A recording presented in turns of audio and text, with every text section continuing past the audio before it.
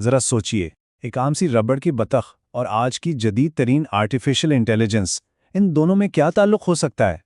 जवाब शायद आपको हैरान कर दे, तो आइए मिलकर एआई के राजों से पर्दा उठाते हैं और इसकी शुरुआत इसी बतख से करते हैं। इस तज्जिए में हम एक पहेली को हल करने की कोशिश करेंगे। हम एक रबड़ की बतख की कहानी से शुरू करेंगे और फिर ये जांचेंगे कि क्या हम एआई को हकीकत से अलग पहचान भी सकते हैं या नहीं। इसके बाद हम पर्दे के पीछे झांकेंगे और देखेंगे कि मशीनें असल में सीखती कैसे हैं और आखिर वो कौन सी टेक्नोलॉजी है जो एआई को इसका दिमाग देती है। हमारी कहानी का मरकज़ एक बहुत मशहूर कंप्यूटर साइंस कोर्स CS50 और इसकी एक गैर मुतवक्का हीरो एक रबड़ की बतख है। लेकिन ये सिर्फ एक खिलौना नहीं, बल्कि एक ऐसा आइडिया है जो एक सादा से डेस्क टॉय से एक ज़हीन डिजिटल ट्यूटर में तब्दील हो गया। आपको पता है, प्रोग्रामर्स में एक बड़ी दिलचस्प रिवायत है। इसे रबड़ डक डीबगिंग कहते हैं। जब वो अपने कोड में किसी मसले पर फंस जाते हैं तो वो इस बेजान बत्तख को अपना मसला समझाते हैं और अक्सर सिर्फ बोलने के अमल में ही उन्हें खुद ब खुद हल मिल जाता है। इस बतख का सफ़र असल में टेक्नोलॉजी के इर्तिका की कहानी है। ये एक फिजिकल खिलौने से शुरू हुई, फिर एक सादा सा चैटबॉट बनी जिसका कुल काम था क्वैक कहना। लेकिन आज जेनरेटिव एआई की ताकत से ये एक मुकम्मल ट्यूटर बन चुकी है जो तुलबा के पेचीदा सवालात को समझती है और उनकी रहनुमाई भी करती है। तो सवाल यह है कि ये जेनरेटिव एआई आखिर कितनी ताकतवर है। अब वक्त है एक छोटे से टेस्ट का। आइए देखते हैं कि क्या हमारी आंखें एआई के बनाए हुए फरेब और हकीकत में फर्क कर पाती हैं या नहीं। सामने दो चेहरे हैं, उनमें से एक हकीकी इंसान है और दूसरा मुकम्मल तौर पर एआई की तख्लीक है। जरा गौर से देखें, किस चेहरे के असली ना होने का इम्कान है, बाएं वाला या फिर दाएं वाला? CS50 के लेक्चर में मौजूद ज्यादातर लोगों ने, यानी तकरीबन 70% ने बिल्कुल सही पहचाना कि दाएं तरफ वाली तस्वीर एआई से बनी थी। अगर आपका अंदाजा भी यही था तो बहुत खूब, लेकिन क्या अगले चैलेंज के लिए तैयार हैं? अगर कोई एक चेहरा चुना गया तो अफसोस, वो अंदाजा गलत था। ये एक चाल वाला सवाल था। हकीकत यह है कि ये दोनों चेहरे एआई ने बनाए हैं। इनमें से कोई भी इंसान इस दुनिया में मौजूद ही नहीं है। ये इस बात का सबूत है कि टेक्नोलॉजी किस हद तक हकीकत की नकल कर सकती है। और अब आखिरी चैलेंज। यहां दो छोटे मज़ामीन हैं, एक चौथी जमात के बच्चे ने लिखा है और दूसरा एआई ने। एक में दोस्तों के साथ दिन भर की बातें करने का जिक्र है तो दूसरे में खाली मेज पर लंच खाने का। क्या लगता है किसने कौन सा लिखा है? जवाब है, पहला मजमून एआई का था और वजह बहुत दिलचस्प है।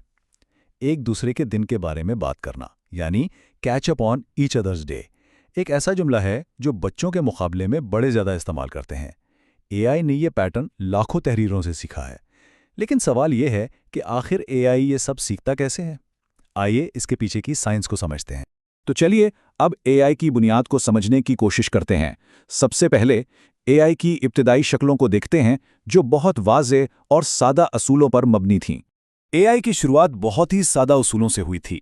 इसकी एक मिसाल है डिसीजन ट्री। इसे एक फ्लो चार्ट समझ लें जो अगर ऐसा हो तो वैसा करो के उसूल पर चलता है।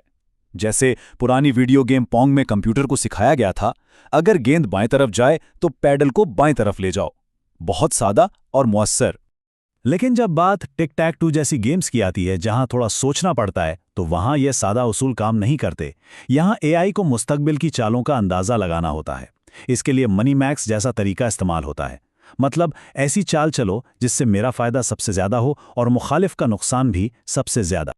और फिर आती है गो जैसी गेम, जहां मुमकिना चालों की तादाद इतनी ज्यादा कि उसे लिखना भी मुश्किल है।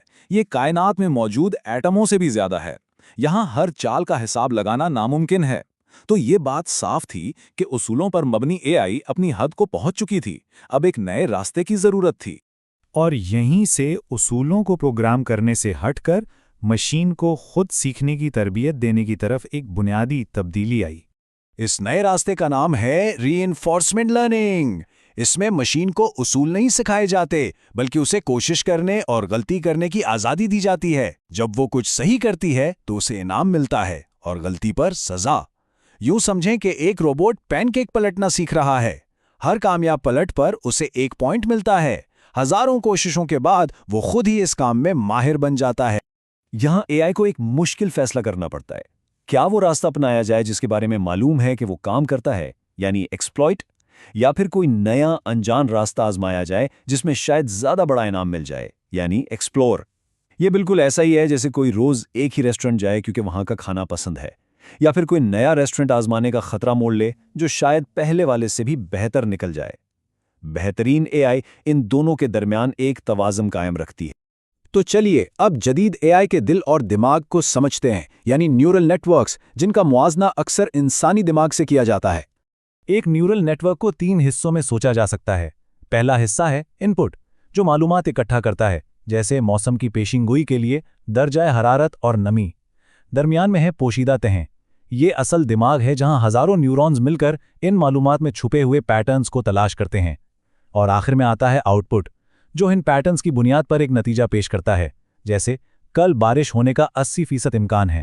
تو آسان لفظوں میں ایک نیورل نیٹ ورک ایک بہت ہی جدید قسم کی پیٹرن تلاش کرنے والی مشین ہے۔ یہ بہت سارے ڈیٹا کے درمیان تعلقات کو سمجھنا سیکھتی ہے تاکہ وہ پیشن گوئیاں کر سکے، جیسے یہ فیصلہ کرنا کہ گراف پر کون سے نقطے سرخ ہیں اور کون سے نیلے۔ اب ہم نیورل نیٹ ورکس کے تصور کو براہ راست ان بڑے لینگویج ماڈلز یعنی LLM سے جوڑتے ہیں، جو AI ربر ڈک جیسے ٹولز کو طاقت دیتے ہیں۔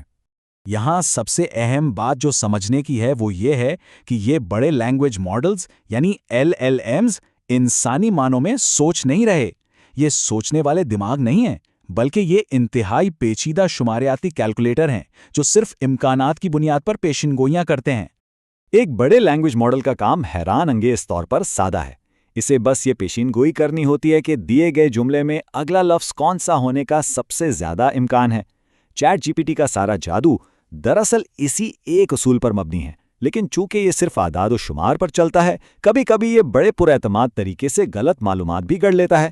اسی چیز کو ہیلوسینیشنز یا AI کا فریب کہتے ہیں۔ اس سفر کا اختتام ہم شاعر شل سلورسٹین کی دہائیوں پرانی نظم ہوم ورک مشین کی ان لائنوں پر کرتے ہیں جو آج کی AI پر حیران انگیز طور پر صادق آتی ہیں۔ وہ لکھتے ہیں، یہ رہا 9 جمع 4 اور جواب ہے 3۔ مجھے لگتا ہے یہ اتنی کامل نہیں ہے جتنا میں نے سوچا تھا۔ اور یہ ایک یاد دہانی ہے کہ AI کتنی ہی طاقتور کیوں نہ ہو جائے، اس کی اپنی حدود ہے۔